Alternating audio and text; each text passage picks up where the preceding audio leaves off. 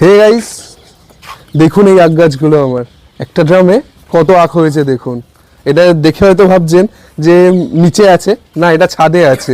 ছাদেও এত আখ হওয়া কিন্তু সম্ভব যদি ভালো করে করা যায়। তো খাবার বলতে তেমন কিছু না, গোবর সার, জল তো বর্ষাকাল এখন আরামসে হয়ে যায়। আর হাড় গুঁড়ো, শিংকুচি, নিমখোল এইগুলো কিন্তু দেওয়া হয় গাছে। এগুলো কিন্তু গাছের জন্য খুবই কিন্তু ভালো। আর দেখুন গাছের আখ গাছের গ্রোথ দেখুন একবার, কত বড় বড় গিট।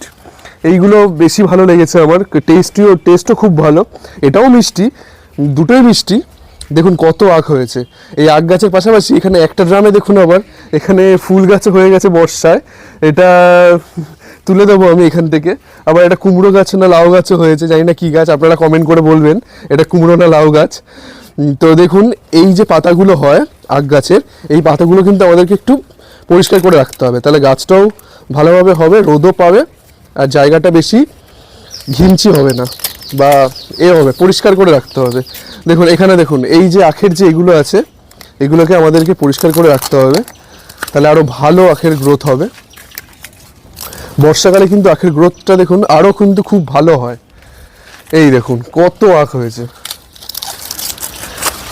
তো যদি ভিডিওটি ভালো লেগে থাকে অবশ্যই ভিডিওটি লাইক ও শেয়ার করবেন, সাবস্ক্রাইব করবেন। Tata bye.